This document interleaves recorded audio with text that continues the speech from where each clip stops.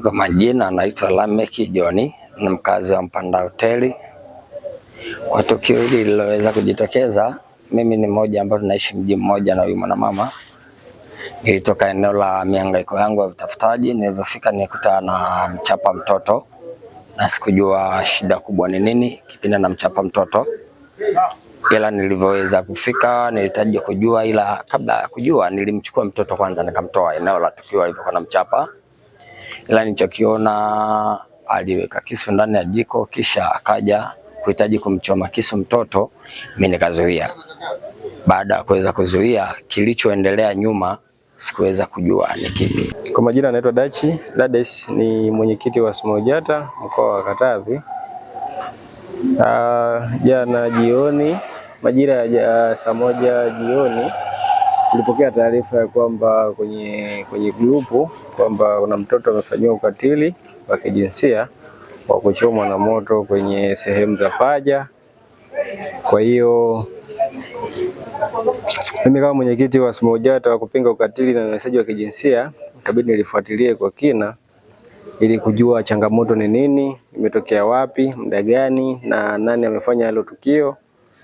Baada ya hapo ndo hii leo asubuhi nimemkia ofisi ya kata ya Mpanda Hoteli kwa mwenyekiti wa mtaa wa Mpanda Hoteli kwa ajili ya kuja kujua ilikuwaje na kufanikiwa kupata maelezo kamili kwamba mama wa mtoto alimchoma mwanae kwenye paja kisu cha moto. Chanzo na sababu kwamba mwanae alikuwa na tabia ya mtu akipita anamuomba fedha, anamuomba hiki. Kwa hiyo mama akawa na ile hasira ya ikapelekea alikuwa na mwadhibu, ikapelekea mpaka akamchoma kisu. Na kingine kitu ambacho kimepelekea ni changamoto za familia, yani malezi na makuzi ya familia, maelewano ndani alikuwa changamoto. Kwa hiyo dofuatilia na mpaka saizi hapa tupo tumelifanyia ufumbuzi. Mtoto inabidi apelekwe hospitali kwa ajili ya kupatiwa matibabu na hatua zingine za kisheria tafuata. Kwa majina naitwa Danstan Elias Ndagara, balozi wa eneo la Mpanda Hoteli shina namba 7. Kuhusu swala la tukio hili nililipokea jana kwa masikitiko makubwa sana, baada ya kuletewa na taarifa na mtoto wangu kwamba kuna mama kwa mwana wangu amefanya ukatili wa kumchoma mtoto moto kwa kutumia kisu. Baada ya hapo mimi sikuzungumza kitu, maana walikuja na bibi yake, nikawaambia babu zake wa mtoto upande wa mama wana taarifa, wakasema hawana taarifa. Nikamwambia sasa, kumbe kabla sijafanya lolote na sijatamka lolote, wewe baba mtu na mtoto nendeni mpaka Kasimba kwao na mama mtoto wako mkalielezee hili na wamuone mtoto alipochomwa moto. Ukweli wakawa wameenda wakaeleza huko, walichojibiwa huko wakaniletea kwamba mama kule baba hatukumkuta, ila mama amelani sana tendo hili. Na katika kulani sana tendo hili, basi amesema hata hatua zikichukuliwa yeye mzazi ataona ni sawa, kwa sababu ukatili wa namna hiyo na yeye hajaupendezwa kweli. Ila baba hayupo na amepigiwa simu yuko shamba, lakini amedai kwamba akitoka huko atapita kwetu ili kuja kumuona mtoto mahala alipoumia. Na kweli baba mtu kama alikuja, lakini baada ya mimi kunieleza hilo nikabidi nimpigie simu mwenyekiti wa serikali ya mtaa kumpa taarifa hizi. Mwenyekiti wa serikali ya mtaa akaja pale nyumbani, ikabidi nimwagize mtoto, akaja akamuona na akampiga na picha, akamhoji mtoto. Basi akasema kumbe kesho asubuhi tukutane ofisini. Akasema yule mama tukamumpe taarifa. Mwenyekiti akasema hapana, akipewa taarifa anaweza akakimbia. Hiyo tutampa taarifa ya kumshtukiza tu kesho hiyo. Basi kweli leo tumekuja, tumefanya kikao, amepatikana na makosa makubwa sana. Sasa serikali imechukua hatua kumpeleka polisi. Mimi kwa jina naitwa Agnes Gerard Kamkungulu, mkazi wa Mpanda Hoteli na ni mzazi wa mtoto wa kiume. Nimepokea masikitiko makubwa sana kuhusu na mjukuu wangu alichofanywa kitendo, kuchomwa na moto na mama yake kisu. Jana ilikuwa asubuhi, nimeondoka kwenda kutafuta mkaa. Nikapita pale kwao, nikasema wasalimie hao watoto. Kakuta ameogesha watoto, yeye anamaliza kufua. Nikauliza yuko wapi? Akasema wako huko ndani na baba yao anakunywa chai. Napita tu napisha na baba yake. Akaanza kumhoji mke wake. We mamagi. Huyu amefanya nini hiki kidonda? Akanyamaza. Akarudishia ya pili. Kafanya nini kidonda?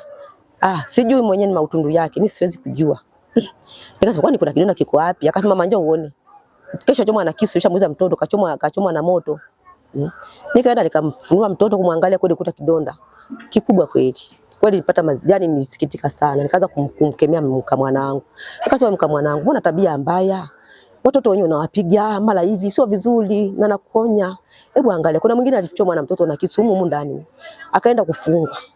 Akaachana na mume wake. Mwingine akaenda kufungwa miezi 6. Mama wiki na sasa yeye mama kamesha kufaga. Hivi ni vizuri? Anajibu tu ukala, anajibu tu ovyo.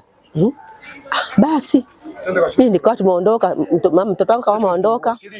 Akawa ameondoka kaenda kwa mzazi wangu huyu Zendagala. Na mimi nikawa nimemfuata. Kufika pale tukaanza kumueleza baba yake. Ukabidi kumwambia wewe mtoto mchukue huyu nenda mpaka mama yake mzazi. Ukamuonyesha mama yake mzazi na baba yake akiwepo. Kwa hiyo ndo akaenda kumuonyesha huko. Alivyotoka kwa mimi nikawa nimeenda zangu nyumbani. Baadaye ndio baba yake mzazi alikuja, aliyoyaongea ndio sijapata nani. Asubuhi ndio napigiwa simu kuja ofisini kwa mwenyekiti. Ndio akaanza kutoa maelezo. Baada kutoa maelezo nikatoa maelezo na yeye mwenyewe akatoa maelezo. Yeye nimpiga alichukua kisu, nilikuwa nimechoma kwenye majivu. Akaanza kumpiga sikujua kama ameshaungua. Anajibu tu yani kwa ukatili. Wale wapangaji nao wakaongea. Akasema ni kweli alichukua nani huyu mtoto kosa eti alimwomba nani mpangaji wa pale na hela. Ndio nikaanza kumwadhibu. Akasema watoto tunakaa nao mle ndani tumeshawazoeza tunacheza na nini. Sio eti mtu wabaki amna. Wakawa wameeleza ya kwao hapo. Basi kwa yameisha.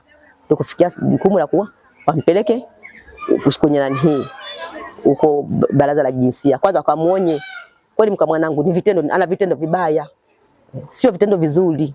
Na muonyaga kila siku. Sipende kuwapiga sana hivyo watoto. Mtoto mwadhibu lakini usipende kuwarusha mpaka mateke, mpaka mangumi. Sio vizuri. Lakini asiki. Ngoja tu kwanza wakamuonya. Wakimuonya atarudi.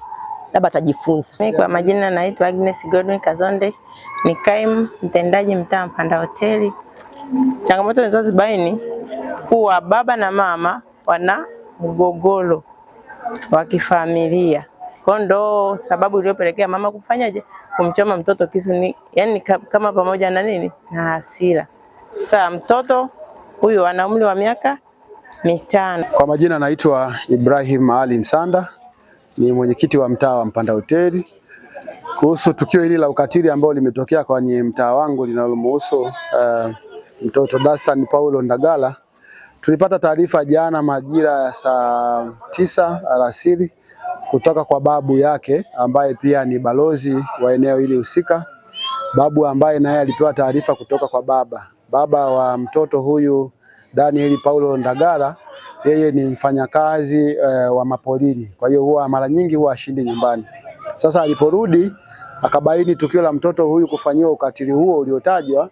Baada ya kuwa mtoto anaogeshwa sasa analalamika na maumivu, ndio baba ikabidi amkague na kumgeuza nyuma, akakuta mtoto ana jeraha kubwa, kidonda ambacho baada ya kumhoji mtoto akasema kidonda hicho amechomwa na mama yake. Mama alichukua kisu akaweka kwenye moto, kilivyopata moto akamchoma mtoto eneo la nyuma ya paja.